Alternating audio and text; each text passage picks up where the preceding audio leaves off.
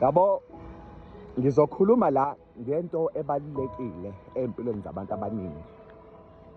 Yabo nje kumele understand ukuthi noma ungaba nabangani, noma ungaba nama-colleagues, noma ungaba nomuntu othandana naye. Siyazi ukuthi imindeni ibalulekile ngempela futhi njalo. Yabona-ke uma ngabe umuntu ewazisa umndeni, lowo muntu lo obuyena buyakwazi ukuthi buhlale naye isikhathi lesi afuna ukuthi abe naye. Kodwa-ke ukuba nawe nobuwena nokuthi uzalelwe kusiphi isibongo futhi uzalwe ngenyama okwala kulelizwe, ukuze-ke wena uwazi ama-roots akho alelizwe. You must go beyond ukuze uzokwazi la ovela khona. But the problem is, the more ujula ekwaziseni umndeni nemvelaphi yakho, kugcina sekhona okunye okuvelayo ongakwazi. Lezi zinto ezovela zidinga imali, the more zivela ufikela ukwesaba. And njengoba zikusabisa, kumele ukuthi uzenze ngoba phela wena usuvule omunye umnyango ngenxa ukuthi imindeni iyayithanda. But khona la ngiyakhona, yabona-ke, as much as imvelaphi yenyama i-tracer back kokhokho ngokwegazi,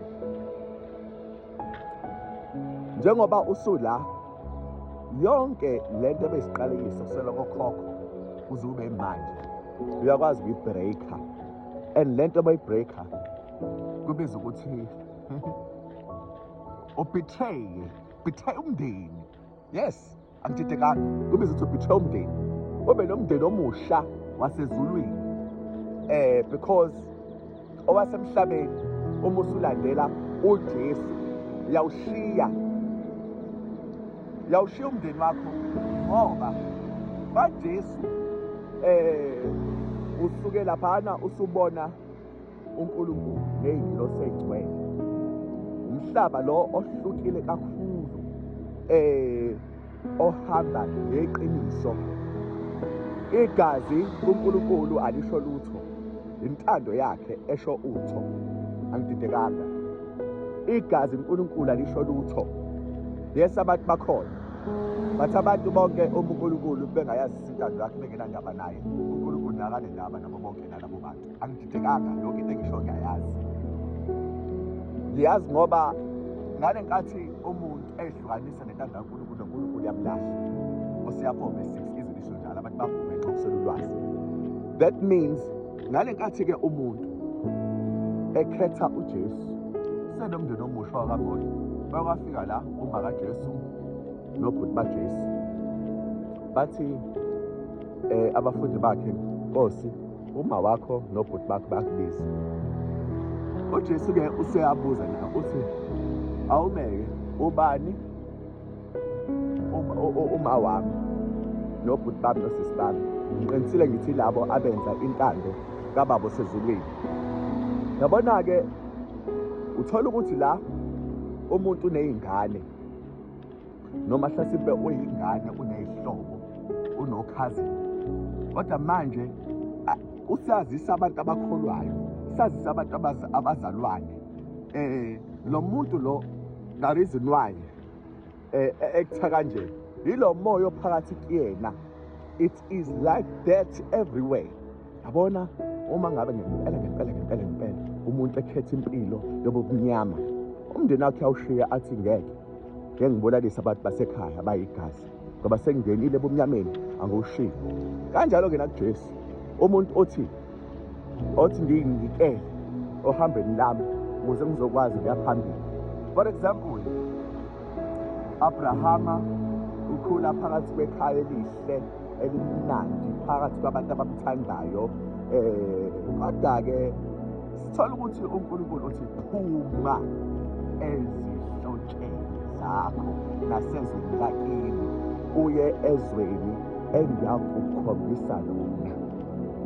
Umuntu lo obenestability kukuhle konke enayo yonke into ayifunayo, he had to go away from the Lodizwe to a place of unknown, la khona ezophila relying kuNkulunkulu. Hey, angazi kunabantu abahleli nje abanama-bank account agcwele imali, abanokudla okugcwele amafriji, abaze bekulahle. Ngicela ukutshela ukuthi kwaNkulunkulu akukho kanjalo. Yazi uma uNkulunkulu ngempela umthanda ukuhlale i-bank account yakho i-empty, ukudla kungekho, uhlale emzini la ukhokha khona hlasimpe ibhondi yamodel hlasimpe u-20,000 noma hlasimpe iflat orentela hlasimpe model u-20,000, kodwa uhlale with faith ukuthi hayi uNkulunkulu uzongilentela, uNkulunkulu uzongithengela ukudla, ney'moto zakho la uthemba uNkulunkulu. That is the life uNkulunkulu ayithumele ku-Abraham. U-Abraham uyahamba nje emgaqweni, uNkulunkulu ulibele busy emsiza ngoba la ehamba khona uthemba uNkulunkulu. So kulo mndeni wasezulwini asithembi ukuthi usibanibani uzofika angibhekele, usibanibani uzofika angenzele ukuthi cha, sithemba uNkulunkulu. Masisekuholweni nabantu ade ubathemba bathanda bayahlehla, because right now angisenayo connection ngoba phela lezi zinto ade ngizenza ndawonye angisazenzi, automatically bayahlehla. Uma usukhala kubona ababe besakusiza ngoba ayisekho inhlanganyelo komunye wena usumndeni ney'ngilosi. Umuntu eke omndeni ney'ngilosi, it becomes really difficult ukuthi a-adjust emhlabeni. Ngabe ngiyaqhubeka kodwa la ngizogcina khona ngoba phela umndeni obalulekile. Kodwa-ke uma usukholwa, musa manje ukumisa izinto zikaNkulunkulu ngenxa yabantu othi wena wazalwa nabo, noma abantu obazele, noma iy'hlobo zakho. Ngezizathu sokuthi lokhu okuwokwakho okuphathisile yiloku uNkulunkulu ayokufuna ezulwini. Abantu bakini noma obathanda obafisela ukuthi behambe nawe ekukholweni, sofika nalo isikhathi sokuthi beze ekukholweni. Kodwa-ke ngeke nibizwe ngokufana, kuzophela iminyaka bengaku-understand ukuthi uyakholwa, but one day bayokulandela. Uma kade bengaku-understandi, bekuhlepha, bekuhlupha, bashiye kanjalo, uNkulunkulu uzodila nabo. Ngosuku labo nabo bayolandela, bayozwa ukuthi kunjani ukulandela uNkulunkulu.